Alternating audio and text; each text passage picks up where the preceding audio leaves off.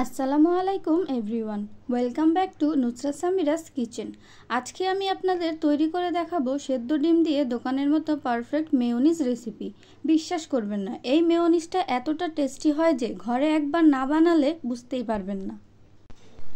কাঁচা ডিম দিয়ে মেয়োনিজ তৈরি করলে যারা কাঁচা গন্ধের জন্য খেতে পারেন না, তারা এই সেদ্ধ ডিম দিয়ে মেয়োনিজটা তৈরি করে দেখতে পারেন।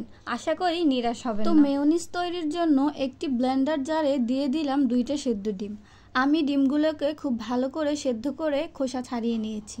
এবার দিয়ে দেব 3 কোয়া রসুন। যারা রসুনের গন্ধটা পছন্দ করেন না, তারা রসুনটা না দিলেও পারবেন। এবার দিয়ে দেব 1 টেবিল চামচ চিনি। চিনিটা আপনারা আপনাদের পছন্দ মতো কম বা বেশি করেও দিতে পারেন। চিনিটা দেওয়ার ফলে মেয়োনিজটা খেতে একটু মিষ্টি মিষ্টি লাগবে।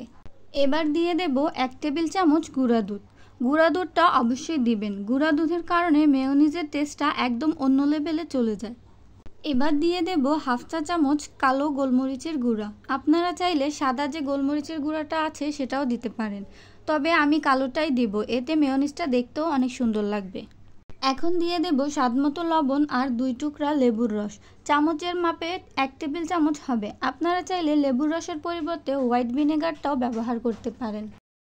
এবার দিয়ে দেব 1 টেবিল চামচ রান্নার রেগুলার তেল। আপনারা চাইলে অলিভ অয়েলটাও ব্যবহার করতে পারেন। আর দিয়ে দেব 2 টেবিল চামচ পরিমাণ পানি। পানিটা অবশ্যই ব্যবহার করবেন, এর ফলে মেয়োনিজটা আঠালো টাইপ হবে। এবার সবগুলো উপকরণ ব্লেন্ডারে ব্লেন্ড করে নেব। 2 থেকে 3 মিনিট সময় নিয়ে সবগুলো উপকরণ খুব ভালো করে ব্লেন্ড করে নিতে হবে। ফিরে আসলাম 3 মিনিট পর। ঢাকনা খোলার পরে দেখুন, জাস্ট ওয়াও। আমি একটা চামচ দিয়ে আপনাদের দেখাচ্ছি, দেখুন কতটা স্মুথ একটা পেস্ট হয়েছে। এবার এই মেয়োনিজগুলো একটি বাটিতে ঢেলে নেব। এই মেয়োনিজটা দেখলে কেউ বুঝতেই পারবে না যে এই মেয়োনিজটা সেদ্ধ ডিম দিয়ে তৈরি। আর টেস্টের কথা কি বলবো, একদম অসাধারণ। আর এই মেয়োনিজটা পিৎজা, বার্গার, শর্মা, স্যান্ডউইচ যে কোনো কিছুর সাথেই খেতে পারবেন।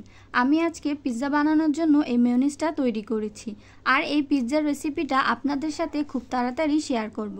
আশা করি আমার আজকের রেসিপিটা আপনাদের ভালো লেগেছে। ভালো লাগলে একটি লাইক করে ভিডিওটি বন্ধুদের সাথে শেয়ার করবেন এবং আরও নতুন সব ভিডিও পাওয়ার জন্য চ্যানেলটি সাবস্ক্রাইব করে পাশে থাকবেন। ধন্যবাদ।